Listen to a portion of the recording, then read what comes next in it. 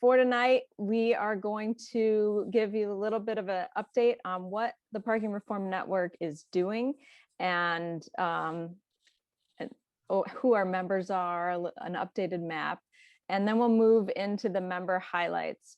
And we're going to do a variety of some where we just read off names and photos, and others where we get to hear from people for a couple minutes and have a little bit longer with Sara Bronin. And after that, we're going to move into breakouts. If you're able to stick around, that would be great. And as we go, if you have any questions or comments, feel free to keep using the chat. And those who guessed Portishead were correct. And yeah, so I guess we can move on to the map.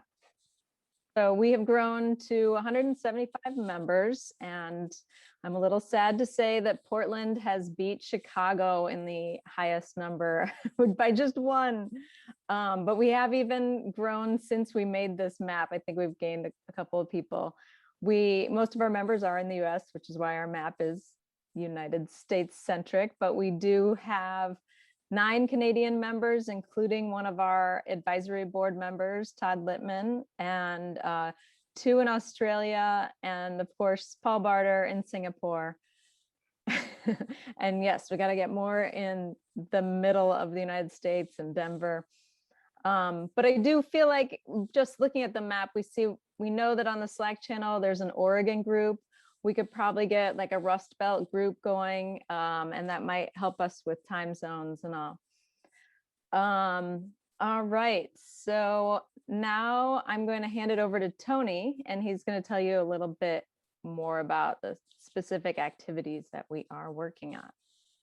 In the last few months, one of our big projects we've been working on is with undergraduate urban planning students from the University of Chicago, Illinois at Chicago, is working on a project to verify and update the reports to the widely cited Strong Towns map of cities which have made progress on parking minimums. So far, the students who are coming close to the end of their term were able to review about half of the submissions in that. So there's about 190, and we've gotten through half of them. And we'll continue to work on that after their project is over. And another member, Brad Baker, is helping us to prepare the data for the updated map presentation. So that we will probably need more help from members to do that. We might have another research intern helping soon too. But if you want to help get it over the finish line, feel free to let us know in the chat. Our other research interns are also finishing up their projects for us. Evan Kindler is really close to a final draft of this handbook for parking benefit districts, where he's interviewed a bunch of people around the country, and it looks really good. And so we'll be working on getting that into like some interesting formats. And Andrew Kiefaber is working to complete his parking policy report cards that we had for pilot cities, which is something we started last year. And finally, we continue to update our ongoing things. Our link library has almost 1,000 tagged parking articles in it. We've been using that for our news posts every week. And we've placed a focus on having member events on a monthly basis. So this is our 3rd one in a row that we've gotten done, and we hope that you're enjoying those. We are on social media. Our Twitter handle is @parking_reform. We have a Facebook page, which I actually didn't know about, and LinkedIn and Slack. And Slack is where we've seen a lot of conversations happen, but I know a lot of people turn off their notifications because they don't want to be overwhelmed with yet another thing to pay attention to. But I think for a lot of people, and for me, it's been a great place to just post something if you're interested. If somebody has done a particular thing, you can often find really helpful tips on the Slack channel. All right, so now this is the fun part. We get to talk about our members. I got to say it was very fun to learn about all the different things and activities that people are working on. And I know, at least for me, it feels like at times the pace of change or success moves like molasses. And I often remind myself that Professor Shoup started working on this decades ago. I'm sounding that alarm bell that the minimum parking requirements were a harmful policy and we needed to do it better. And I feel as though his message is finally catching on. And so we've got from things like performance-based meters in San Francisco to Buffalo very publicly, maybe not getting rid of all of the requirements, but showing that it can be done and your city is not going to implode when that happens.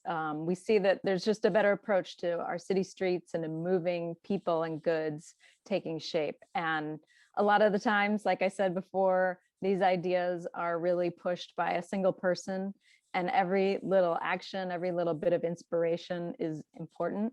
And so for the slides that we have prepared for tonight, there's no real order. We didn't even go alphabetical. It was just sort of as we heard things about people or others nominated each other, we put the slides together. So we just want to take a moment to recognize that there are others that aren't even on here that are doing great work, and we can't possibly capture them all, but maybe you'll hear about something that is inspiring, or you see that somebody's facing a similar challenge, and that will encourage you to reach out to them. And I think that would make the network stronger.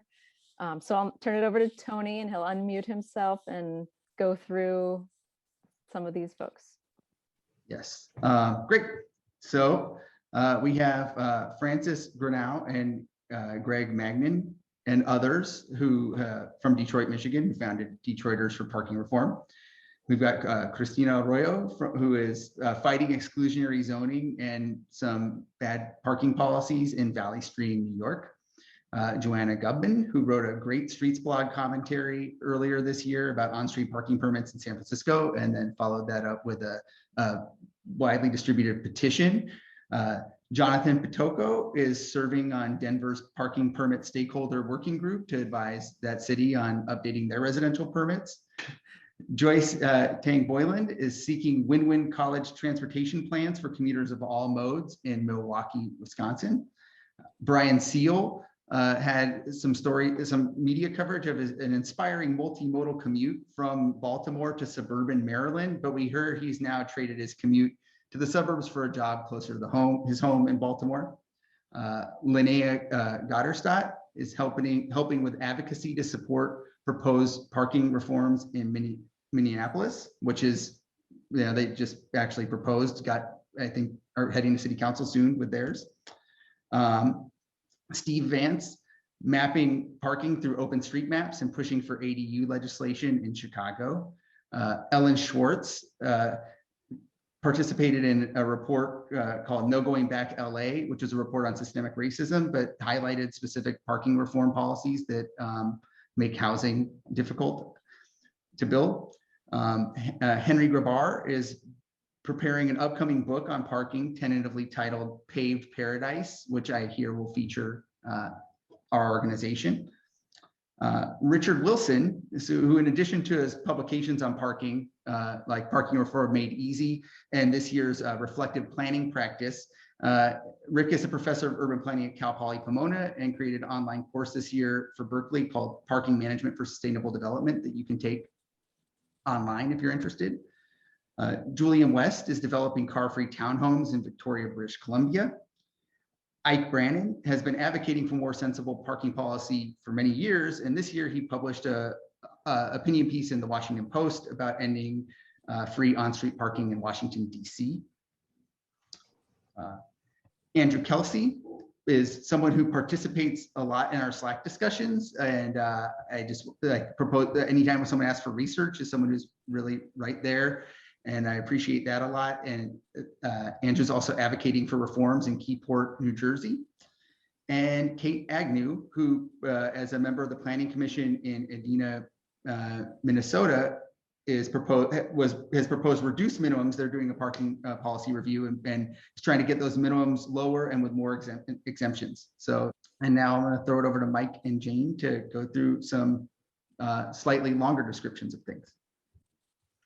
Thanks, Tony. I'm Jane Wilberdane, one of the co-founders, and I'll be talking along with Mike on some of these bios in a little bit more detail.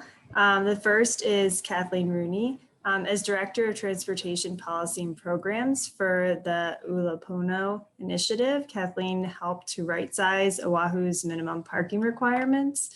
Bill 2 passed in December of 2020 and reduced or eliminated parking requirements island-wide, which is a really big deal and really exciting project. And you'll be able to hear more from Kathleen about these efforts in our next month's upcoming event on May 20th. So mark your calendars.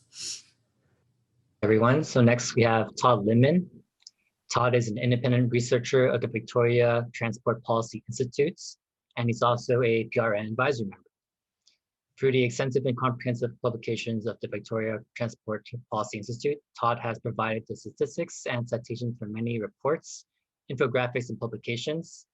His advice and networking efforts as an advisory board member have been invaluable.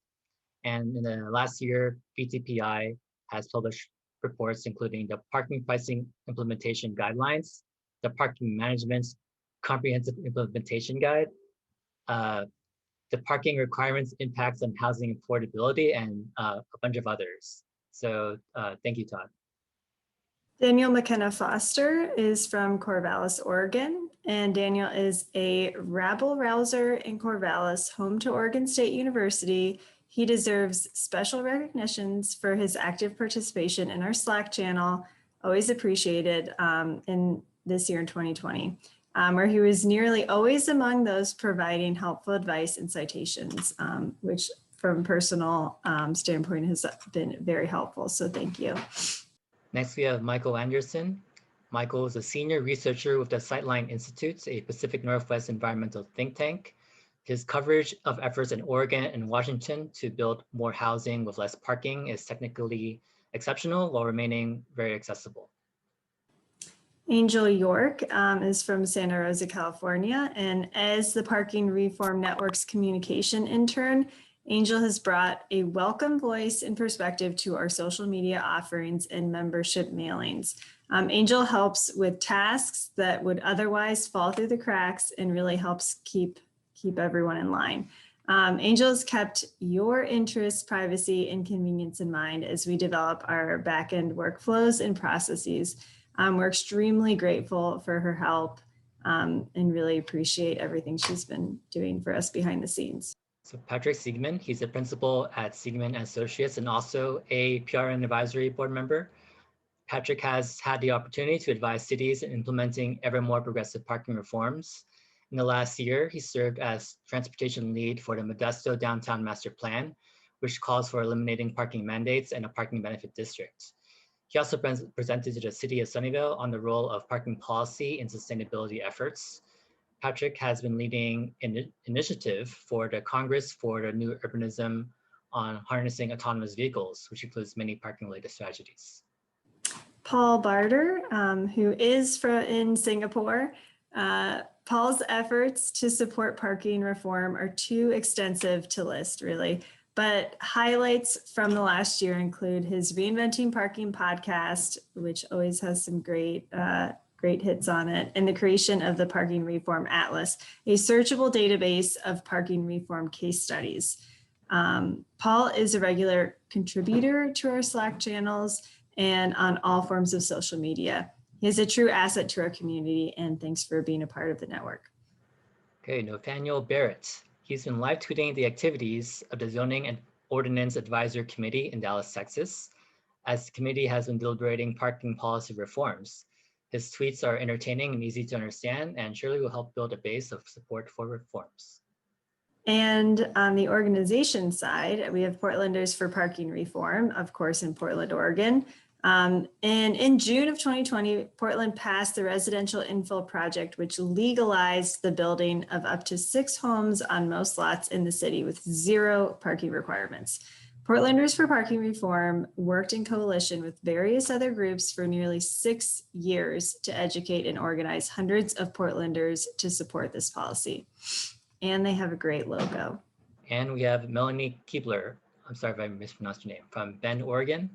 And Melanie was elected as a Bend City Councilor in November 2020 and wasted no time in stirring the pot by proposing the city eliminate residential car parking requirements in February 2021.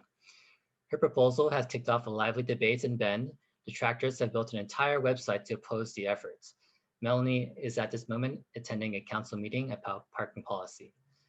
And with that, we want to kick it back over to Lindsay.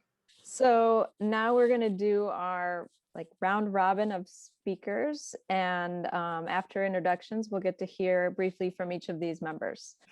So as education and outreach coordinator with the Oregon Department of Land Use and Conservation, Evan has been working from within the state bureaucracy to support parking reforms in places we often overlook, like smaller cities and rural communities. He's developed excellent educational materials, hosted book clubs on Shoup's books, and helped to develop state land use rules limiting the amount of parking Oregon cities can require. On top of all that, he's very helpful in our Slack, recurring theme here, and he's generous with his time. And he also, I believe, I know he does, agitates as a private citizen for reforms in Salem, Oregon, where he lives. So I'm from the state and I'm here to help. It's really a blessing that I have a job where I can use my role at the state planning agency to help local cities with this. My background is in advocacy, nonprofit advocacy and politics. And so one of the things that I've been doing is trying to dig into how we frame the parking discussion to increase success. If the highway expansionists can say they're highway improvements, we can call parking requirements costly mandates. Yeah, I've had fun putting together some publications with the assistance of others to help cities think through this and to help reformers, both the planning commission, city councilors, or private individuals engage in the public conversation. And you can see all our publications on our website, really trying to figure out where there are ways to nudge things forward locally, and as well as finding places like La Grande, Oregon, which is just not your Portland commie haven, which is actually managing residential parking. So that's been really helpful in working with some of the smaller cities, is finding some places where there's on-street permits that are not the usual suspects of Portland, et cetera. The last thing I would note is, yes, beyond the publications and the conversations and the distributing of all the great work of the members here, we are doing some stuff at the state. We're just saying we're missing our state goals on housing affordability and on climate pollution. And one of the tools we have at the state is to limit how much cities can mandate parking. And so we've done some of that already with duplexes, triplexes, quadplexes, townhomes, et cetera. And I'm happy to say we've drafted some more that will come out later in the summer and fall, hopefully to be adopted early next year. So appreciate the chance to share some of our work, and feel free to reach out and connect. Good to be a part of the team. Thank you, Evan. I'm going to introduce Courtney Cobbs. And she can be the one that's highlighted. I don't need to be highlighted, but she's the editor of Streets, or co-editor of Streets Blog Chicago, and co-founder of Better Streets Chicago. Her focus on street space, equitable mobility, and transportation justice often show very visually, and especially through her active Twitter account, full name Fem, just how much the issue of parking really gets in the way of making transportation safe and reliable for people who don't get around in a car. So I wanted to invite Courtney to tell us a little bit about the organization Better Streets Chicago, because it's pretty new, what it is and what they're working on. Thanks for having me, Lindsay. I'm really excited to be here. I never thought that at the age of 30, one of my passions would be parking policy, but it is, and I'm okay with that. I am one of 4 co-founders of Better Streets Chicago, and our overarching goal is to get more everyday Chicagoans involved in transportation policy and have our transportation landscape here in Chicago reflect the values and the needs of Chicagoans. This summer, we will be having a few events on commercial corridors where we rent out parking spaces and have conversations with people about what they would like their streets to look like. And one of the things that we will be doing is creating postcards where people can kind of check off, these are the kind of things I want to see on our streets. I want to see benches and tables. I want to see scooter and bike parking. I want to see traffic diverters, so on and so forth. And I believe that having conversations with people about why on-street parking is inequitable and why more productive uses for our streetscapes matter, particularly when it comes to children and their mobility and their independence. And I think one of the ways that cities can become more friendlier to families is by creating streets that enable independent mobility for children. If you want to learn more about Better Street Chicago, feel free to reach out to me or find our website. I'm really looking forward to these events this summer. One other event that I will mention is we will be having an online event where we'll be showing different examples of productive streetscape uses. So the Barcelona Superblocks will be showing videos about that and engaging people about what kind of lively street would you want in your neighborhood and how can we work together to make that a reality. Thanks so much. And I look forward to seeing some of those events. Jane, your turn. Great, thank you. And I have the pleasure of introducing Andrea Udrea, who's in Dallas, Texas. Was the subject of a recent D magazine feature titled "She Came to Fix the Parking." And she's a senior planner with the city of Dallas, Texas. Thanks to the excellent live tweets of Nathaniel Barrett, we've been able to watch the monthly progress of the efforts of Andrea and her colleagues to comprehensively reform Dallas's parking code requirements for the first time in 60 years. So take it over. Thanks. Perfect. It's absolute pleasure to meet everybody, and thank you so much for having me. I'm almost speechless. So to be in such a great company, and I follow everybody, and I thank you for all your work and all your data is helping us tremendously. I'm working. I'm a staff member with. I'm working in basically a 4 group people. I kind of like am trying to, I don't know, I'm trying to push a little bit more, just a little bit about my background. I'm actually from Romania, Europe. I moved to US and Dallas like 8 years ago. And until I was 35, when I moved here, I never, ever knew how to drive a car. And I was perfectly fine. And I traveled to Singapore and all over the world, to Russia by myself as a woman without knowing how to drive. And I'm perfectly fine. So I'm hoping that kind of like this is what kind of Dallas needed, somebody to say, okay, I'm a live example that this can work. I needed to learn how to drive when I moved here, unfortunately. So a little bit about the process. I'm working together with Lori Levy, but we're a 4 group people. We have a transportation planner with us. An engineer with us who's more of a planner. He's absolutely amazing, and he's providing a lot of data via IT and all of that.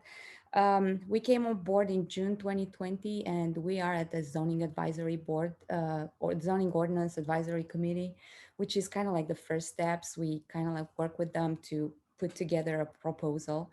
But little did I know, like when we started in June, that I would actually be able to dare to say, and even have people on board who dare to say the word no minimum and change the regulations in a different way in a city like Dallas. ZOAC gave us a good direction, and that was amazing. We have good champions in ZOAC, and we have good champions in City Council and City Plan Commission. They gave us a great direction from the start. They said, okay, what if we look at parking with no minimum requirement, and how would you regulate it? And this is basically what we're trying to do. We're trying to shift from requiring supply, because we have tons of it, although we don't even have data to support it. You just have to Google Dallas, and it is what it is. So let's shift from providing and adding more supply into managing what we have, and then adding design standards and regulating urban form. So that's kind of like what we're trying to do right now. Again, it's still in discussions. we have a very convoluted proposal, but basically we have a table that says no minimum to most of the uses in most of the locations. And we're trying to untangle that from transit just to give people the idea that there is also short mobility and you need to be able to get around without a car. And we're waiting on a big public input session at the end of May, and people started, like neighborhoods, I'm saying single family neighborhoods, starting to get together and kind of like jump at us, but we'll see. It's going to be probably a longer process, and we're in the beginning, but I'm so happy we're having the good conversations. And again, thanks to all the work that you do. I'm recognizing all the faces and everybody I follow and all the data and all the articles. I just wanted to let you know that ZOAC and all the public knows about your work, because we put it on the website, we distributed, I put it in my reports. You can find, I'll put it in the chat, is basically City of Dallas Parking Code Amendment. We had like 17 meetings with Dallas, with ZOAC. It's a lot, but thank you so much for having me. I'm here, and couldn't be more thankful and grateful that this network exists. Thank you so much. And I'm glad to hear that we have been helpful. I'm going to turn it over to Mike. All right, so I'm introducing Marfa Roskowski from Boulder, Colorado. Marfa is currently president of consulting firm Further Strategies. Marfa was lead author on the ITDP report, Ideas to Accelerate Parking Reform in the United States, which contains insights from industry leaders and grassroots organizers to move parking reform from wonky idea to political action. Marfa. Hi, lovely to be with you tonight. I am so delighted that this network exists, and thank you to Tony and everybody else for pulling this together. Yeah, I wanted to talk to you just really briefly about this report that we put out. I want to thank my fellow parking geek, Michael Kodransky at ITDP, who I shared this manuscript with him, and he's like, "Ooh, this is cool, let's do it." And he recruited Jonas Hagen to write an intro, and we did a survey, so we had little charts and data in it. And I want to thank my friend Daryl Young from the Summit Foundation, who really got this started. It's like late 2017. I was leaving People for Bikes, and Summit Foundation gave me an innovators grant, this small grant to just look at a topic of my choice. And I'd been working on bike stuff for a while, but I chose parking because when you're a bike advocate, you realize after a while that parking gets in the way of all kinds of good things that we want to do in cities. So I decided to dive into it a little more deeply and see what I could learn and think about it kind of through a campaign lens. And the report's pretty long because I talked to all these interesting people and I just needed to tell their stories. You know, I talked to the head of real estate for Walmart. I found out that Walmart was more progressive about parking than REI was.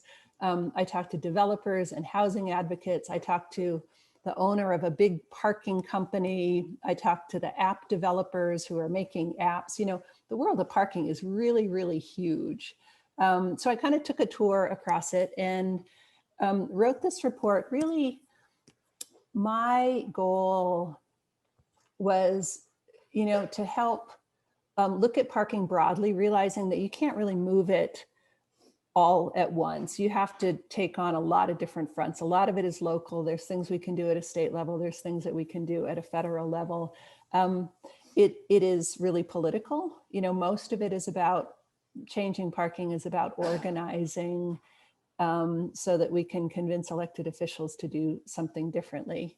I also thought about it a lot through the funding side. That, you know, one of my consulting projects is working with foundations and funders. And I kind of had this idea that maybe we could gin up some more interest among funders to support work in parking reform. And I will say that work is slow. I'm not giving up. We're going to keep working on it and try to, you know, convince them. First, you know, the foundation world currently is not really focused on mobility. If they are focused on transportation, they tend to be more focused on electrification of vehicles. And so first we need to convince them that we also need to do the mobility side. You know, we need the good alternatives. We need to work with parking and pricing and other things. So it's slow work, but I am really encouraged and happy to be here with all of you. And I'll stick the link to the report in the chat. And again, just thanks for all your great work. Thank you, Martha. And I'm going to turn it over to Patrick for our next introduction. Hi. So I have the pleasure tonight of introducing Berkeley City Council member Lori Drosty. And Lori set out in 2015 to eliminate residential minimum parking requirements in Berkeley. And just to give you a sense of what it is like to try to reform parking in California in the 21st century, I want to remind you of what happened when Ventura tried it in 2010. I was just reminded of this because I was researching today, and the John and Ken show, which is the fourth most widely listened to on the fourth most widely listened to station in the United States, promptly spent 20 minutes lambasting Mayor Fulton for trying to reform parking, including saying, you got to fight the stupid people, and Donald Shoup is an educated fool, and Mayor Bill Fulton is an idiot for being a Shoupista. It's a cult. So that's the kind of reaction you often get. But Lori was not deterred by this. She succeeded this year in eliminating all of the residential minimum parking requirements, and she has now followed up by securing a commitment to end Berkeley's exclusionary zoning practices by 2022. So with that, let me turn it over to Lori. Well, thanks. Hi, everyone. Nice to see you. My name's Lori Drosty. I'm here in Berkeley, and you all are my kind of people. Golly. So I was asked this evening to come here and talk to you about sort of this journey that we've had here in Berkeley. And if you know anything about Berkeley, actually you probably just heard, is that land use politics in general can be very fraught, and especially in Berkeley, we are known for having a very engaged population, having lots of strong opinions, and we began this process in I began the process in 2015. Luckily, I had people over the past few years join me. And I want to thank Professor Shoup because, this all started when I was in policy school and reading his book. And I thought, wow, what a waste of space. And the intersection between parking and so many of the progressive ideals that Berkeley espouses seem to have a real mismatch. And so, what I set out to do is try to convince what is notoriously a pretty resistant community to these types of changes, to try to really, I guess, bring to light, or I veer away from saying educate people because that feels sort of splainy, I guess, but really try to connect the dots for people in environmental justice, social justice, housing affordability, and how that all really ties into land use and specifically parking reform. And I know this is not a zoning conversation, but zoning as well. And so the policy that we passed in 2015 took a while. 6 years later, it came back to us. It's all the rage now, which is actually helpful in many cities. But at the time, it was a fair lift. And I think, what I can offer you all in terms of these breakout rooms is really to try to figure out how to talk about it to resistant constituents, and also trying to bring people along. And because what I really have tried to emphasize to my constituents is that this is actually a very pragmatic, evidence-based approach to addressing the very serious problems that we hear about day in and day out. I mentioned housing affordability, traffic fatalities, and I just try to hammer that home as much as possible. And if people want to nerd out on the details, I'm happy to talk about that as well. But it really was such a wonderful surprise to get a unanimous vote from Berkeley City Council. And don't get me wrong, there were people who were very reluctant and still voted yes, who are not happy about that yes vote, but that's exactly what we want to do is convince people and make, try to get that commitment to creating a more walkable, more vibrant city that prioritizes people over cars. So I just really want to thank you for all of your work, because it's not possible for elected officials to succeed in this manner if we don't have great advocates like yourself. I'll just say, as an example, Patrick was exceptionally helpful. Right when I felt like I had it locked in, the policy locked in, but there was a very specific concern that I just anticipated would become an issue at the council meeting, and that is how to address accessibility concerns, the disabled community. And I knew that I had a feeling that was going to come up, and it wasn't, I think it wasn't appropriately elaborated on in the previous conversations.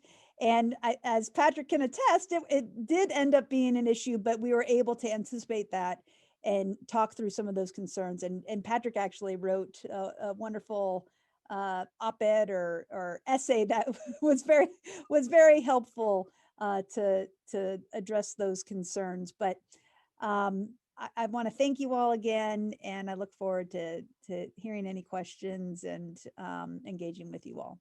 Thanks. Thank you, Lori. And now I'm going to hand it over to Professor Donald Shoup, who needs no introduction and a slide of recognition, because we're all here because of him. Well, thanks for asking me to introduce Sara Bronin, because I've wanted to meet her for a long time. She's an architect, attorney, professor, and policymaker in Hartford, and she has led major land use reforms in the city. In 2017, Hartford became the second US city to eliminate off-street parking requirements, with Sara as the chair of the Zoning and Planning Commission. I look forward to seeing how you did it. Thanks for that kind introduction, Professor. That's an honor to hear you say that, because of course, as was just noted, many of us are here because of your research. So anything that we've been able to accomplish, it's really drawing from that. And as a professor, and also on the policy side at the local level, I've had the the chance to ground policy in research, and that's really what I want to impress on folks today. So I'm going to just tell you where I'm beaming in from. That is where I am right now. I am in Hartford, Connecticut, and I live in a sea of parking lots. The state capitol is to the left of that image. The Bushnell Park, the oldest public park in the country, is north of my house. And yet this is what the rest of my neighborhood looks like. Didn't always used to be that way. Hartford used to be the wealthiest city in the country, and tons of beautiful buildings all around the park. Right now, here is our parking situation, surface parking lots. So what to do about that? Looking at Hartford, some of the things that we've tried to do, well, we've really focused a lot on zoning. And in late 2017, we eliminated minimum parking requirements for all uses of all sizes, except for auto sales lots, which for obvious reasons need to have parking on site. But every other place we've been able to eliminate it. This building in our downtown was able to be rehabilitated. We've seen other housing go up without parking, and I haven't gotten a final count, but I think it's time now, almost 3 years on, to try to work on counting how many housing units have been created or converted without parking requirements, because I do think that'll be a big number. I do want to just also mention Norman Garrick, my colleague at UConn, where I'm a professor. He worked with me to kind of say, well, because I asked him, what should we do in Hartford? And really, he just said, well, just get rid of them. What's the point? And actually, we just said, okay. I mean, that's kind of how the conversation went. It was a unanimous vote here in one night. It was not controversial, because the people on our planning commission have over time just really gotten with the program and seen that Hartford is a post-industrial city like many across the country. And we just need to just think completely differently. And we're very fortunate to have a strong planning and zoning commission that was willing to make those changes. But I did want to mention Professor Garrick. Of course, Hartford being a post-industrial city, with a very low income city, a third of our residents don't have vehicles. There's less than one vehicle per household, but also I'll just point you to this transportation and security figure, which is the very bottom right of the screen, which 26% of our residents are transportation insecure. That leads to all kinds of other issues, including food insecurity, including missing doctor's appointments, including just a variety of health and welfare safety issues that come with being transportation insecure. So here's what our parking chart looks like. And so instead of minimum parking requirements, we actually have maximums. So you can see here 1 unit dwellings, the maximum 4 spaces per zoning lot, maximum 2 spaces for other kinds of housing.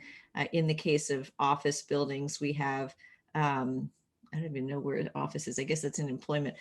Maximum 4 spaces per 1,000 square feet, which is a very generous maximum, actually, now that I'm looking at it. But we have no minimums, again, other than the auto car lots. We also have included parking design standards in our zoning code. And again, I'm focused just in my remarks on zoning and doing things like to try to minimize the impact of parking on streets. Of course, we have location requirements as well as buffering and trees and fencing. We have fencing, bushes, and trees. It's like, get rid of it. We don't want to see it. That's kind of our view. If people do build parking, we require there to be a minimum number of electric vehicle charging stations. So that, again, if at their option, a property owner wants to build up to their maximum, we have electric vehicle requirements, level 1 or level 2, 3% of the total number of parking spaces. And again, to offset the parking impacts and to try to just reinvest in other kinds of infrastructure, we have instituted minimum bike parking requirements.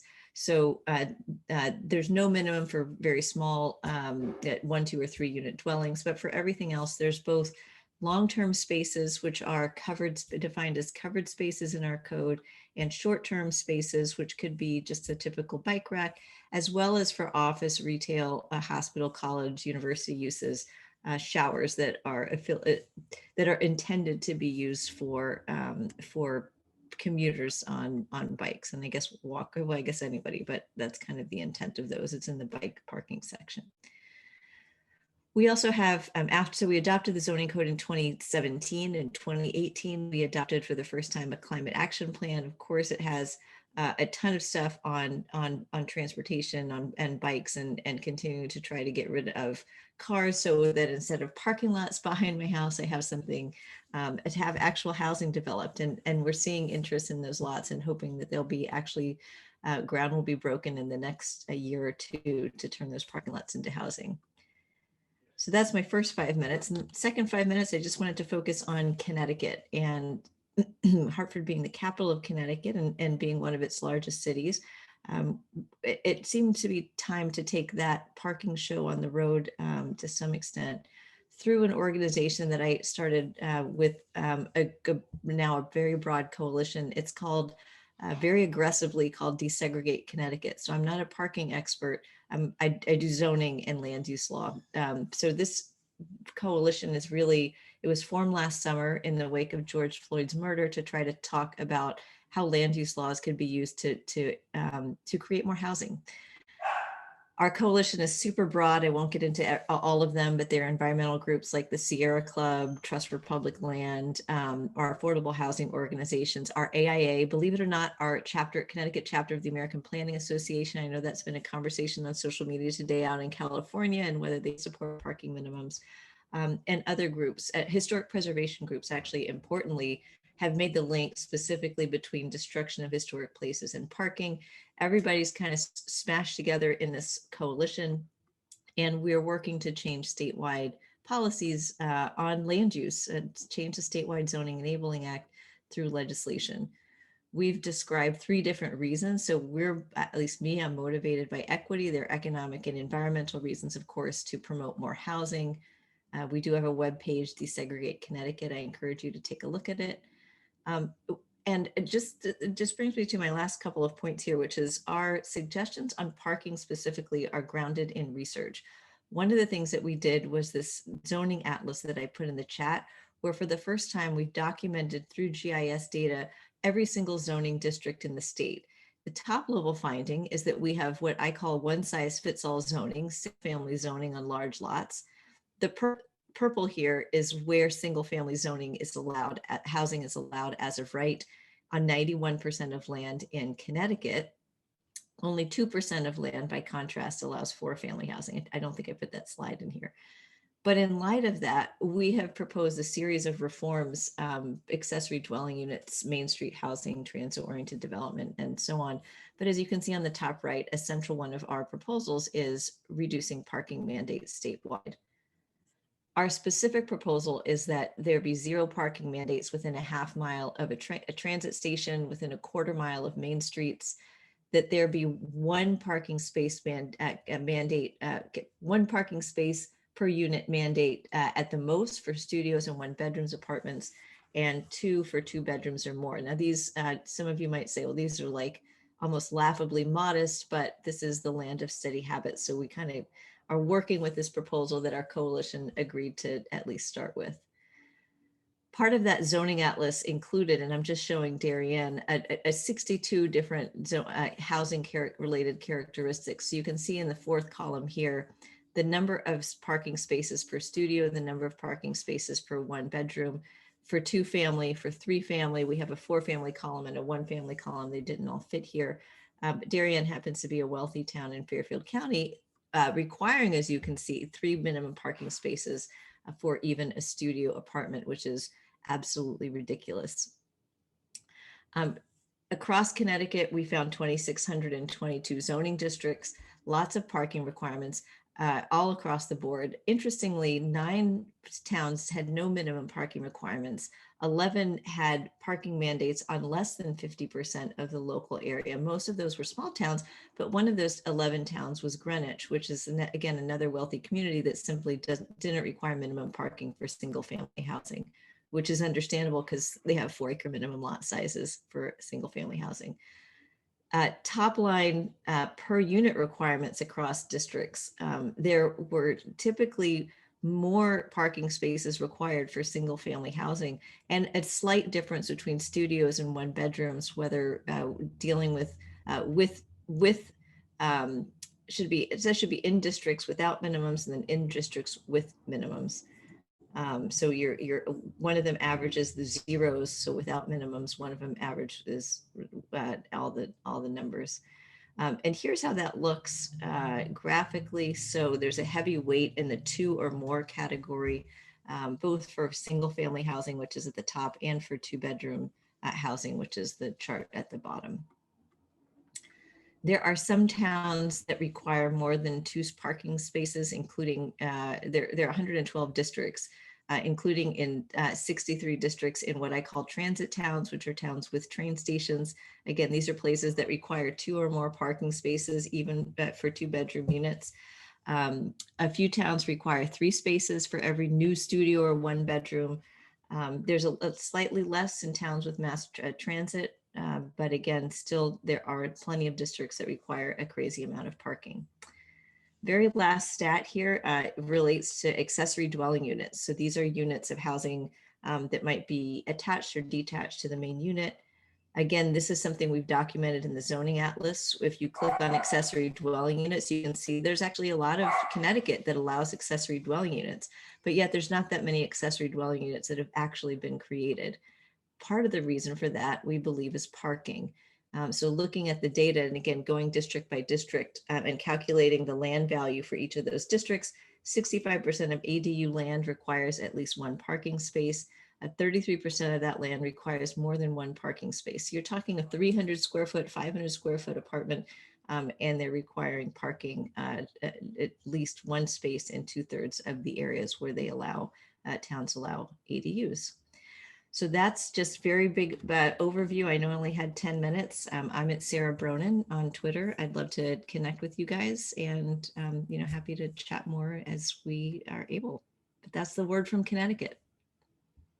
Great. Thank you so much, Sara. I think that it's really impressive what you have pulled together. And I feel like I need to start saying costly parking mandates, because a couple of speakers mentioned that the importance of changing the way that we talk about parking is very important. And I wanted to check and see if we had any specific questions. I think there was a question about transportation. Was that Angel? Transportation insecurity and what that means. Oh, yeah. So I'm going to try to pull up the Connecticut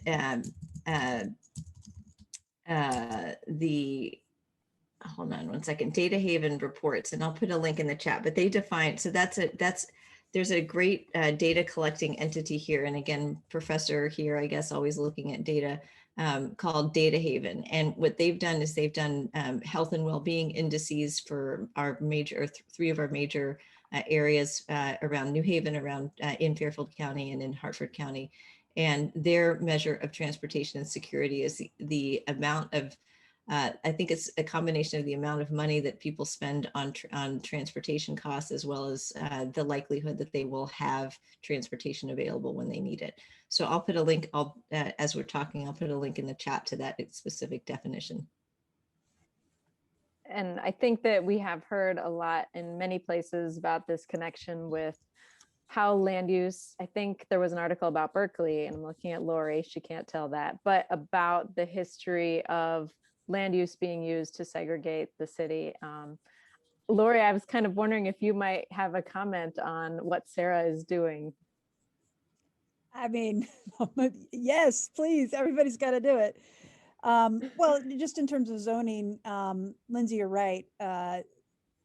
Berkeley is the birthplace of single family zoning. And so after actually parking sort of helped push this along, I have to say, our parking reform, because after that unanimous vote, I resurrected my push to try to allow missing middle housing forms throughout our community, which essentially, was watered down, essentially kind of died in 2019.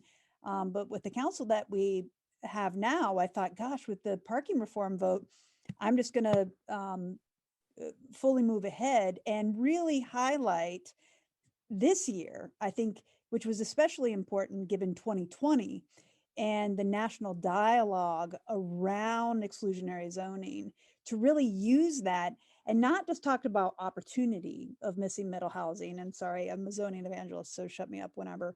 But to talk about exclusionary zoning, ending exclusionary zoning, the systemic racism that is baked into our land use codes, and really purposefully kind of poking progressive Berkeley and saying, okay, what are you going to do about it now? And so this has been a really fun adventure that we're really trying to push cities around the area. We were able to convince Oakland to also do it. And we've heard a lot from cities across California and the nation, and trying to really emphasize this equity piece that Sara brought up. Thank you for your input on that. Let's see. We have a question from Patrick that I'm going to get to, but before I say that, there was a comment about resources between land use segregation and parking requirements. And if somebody has resources to that, they can drop it in the chat or we can talk about it. But Patrick's question, and he's also an advisory board member, is how much work did it take to pull the atlas together for Connecticut? And what would that take in terms of funding to do it in other states? Great. So I answered it in the chat just in case we didn't have enough time. But the group actually collected this data over 3 months. which is totally crazy. But we had a team of about 30 people who were collecting the maps from each and every town. So GIS maps, who were drawing the maps, who were analyzing the zoning codes using textual analysis. And these were not surveys. So a lot of zoning analysis has been based on surveys, but this is us combing through each and every zoning code, developing this 40,000 cell database, sending relevant pieces to individual town planners to have them check. 63 of the 180 jurisdictions were checked by town planners, and then assembling it. So the main money that was involved was $25,000 that went to the Connecticut Data Collaborative that was given by a local foundation, just so that they could translate all of that volunteer research into the online platform. And it was a lot of work. I would not recommend doing it in 3 months, but our goal was to get it up and running so that we could actually help inform policymakers about what to do. The parking stuff is not in there, in part because parking requirements can be different. It's not necessarily a single number even within a district. So it'll say it's 1 space if it's an elderly apartment, it's 1.5 spaces if it's a non-elderly apartment, or give different criteria within the district. So we had to find a different way to represent the data, and some of that is in the paper that I referenced.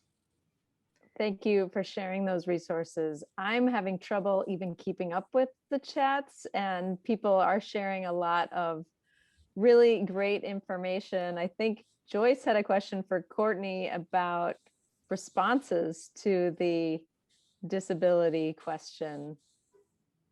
And I've lost it. And I don't know if Courtney, if you would mind speaking on that. So I want to say that my responses, I don't respond with a lot of facts and links, because generally people who say that tend to not be open to the facts. They're just like, don't take away my parking.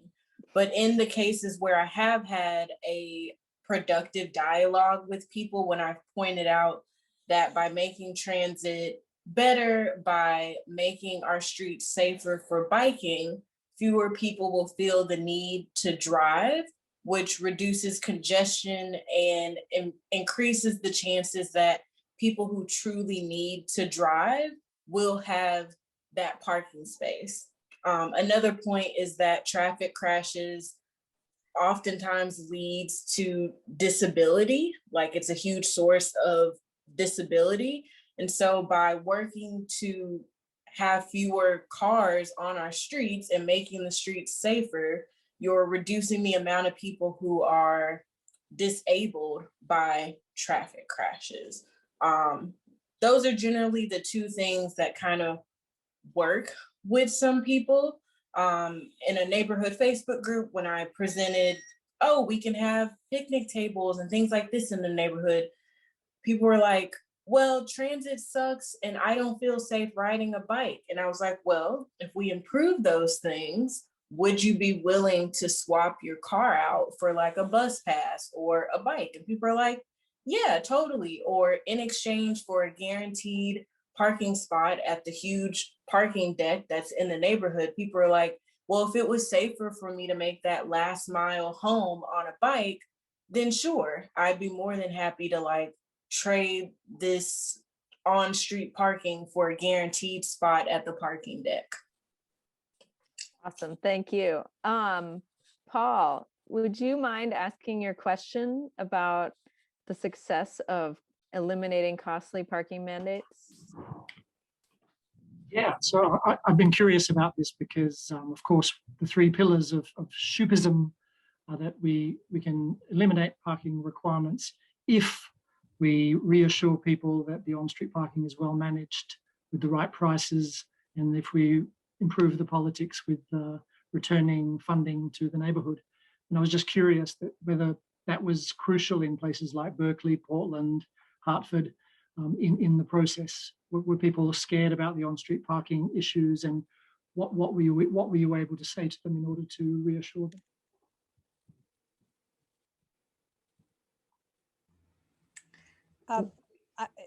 Okay. I don't want to dominate the conversation, but does anybody else want to take it, or I can?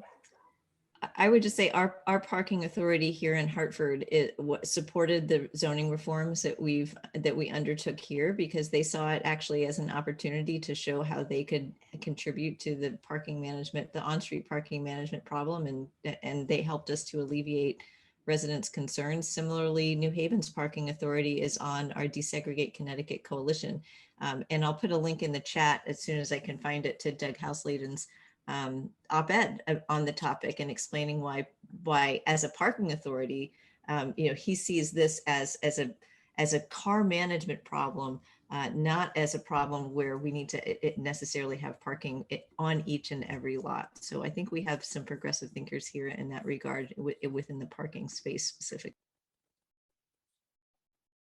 Were there any other questions that I missed, or would any of our other advisors like to weigh in or add some? I'd just like to follow on for a smaller city in Salem, Oregon. The thing that was really helpful for the skeptical counselors in removing costly parking mandates in downtown and along transit corridors was developers saying, we're going to build it. Like, it was just, the messenger is the message. And saying, okay, like getting over that psychological hurdle of that Todd mentioned in the chat. Like, it doesn't mean it's not going to get built. It's like, so that was really helpful, as well as an example where it worked okay previously when they waived parking mandates downtown. So that those were a couple of things that helped with that. I said it's a benefit. I said, hey, this is a benefit. The city's actually going to manage the 10 to 15% of its public land better. They're going to be pushed to manage on-street parking. That, I don't think people found that as compelling as the developer saying, no, we'll build a bunch of parking. So anyway. So Todd had a comment in here that I've brought up before, that every time you have a driveway, you lose one on-street space. I've even thought about, could we, on streets that are permitted, could you have a permit for your driveway, where if you got rid of that, because a lot of people aren't even using their garages for parking, and so do they need that curb cut there? And if we charge them for having that driveway access, maybe we could get them to give it back to the street. I don't know if you wanted to say anything more on that. So I just think that as a point of discussion in all these policy debates, that we should do a better job of bringing up the loss of public on-street spaces every time somebody adds a driveway. In my neighborhood, there's almost every driveway only serves one car. So there is zero net increase in total parking supply. But the key point is we're shifting from a shared public resource to a private parking spaces that can never be used as efficiently. So everybody, virtually everybody, is better off on a typical urban street where each driveway only supplies only serves one vehicle at most. If that driveway didn't exist, and instead you had more on-street spaces. So for anybody here, anybody who's listening, who wants to work on another document, another guidance document, give us guidance on how to communicate the loss that occurs every time we either require or allow off-street parking, the loss of parking supply. Oh, Donald Shoup, I think you're muted if you're talking. Yes, California law allows cities to issue a permit to block your own driveway. And this is used in the beach cities where parking is very difficult to get. The city can charge the property owner for the permit to block their own driveway. And they can use this for plumbers or electricians or any purpose like that. But now, in order to get a guaranteed parking space in front of your house, you have to have a driveway. But the California law would allow cities to, or does allow cities to buy permits to block their own driveway. And I think on many blocks, the double wide driveways take up a lot of room and could greatly increase the number of curb spaces. Excellent. So Tony, do you want to, oh, and let's see, I did see a few more comments about the loss that we get from driveways from Alvaro and Evan, and the loss of street trees when you don't have that parkway area that I hadn't thought about. But I think we were going to move into breakout rooms, and Yeah. oh, Lori has a comment, maybe. I have been I've requested to say something. This is my 7-year-old Coco, and she has been listening along, and she wanted to say that she likes to be able to walk across her street when there's not lots of cars, and that she doesn't like cars because of the gas, and she wants to help animals. So that's what she wanted to add as well. Excellent closing comments, really, there, I think.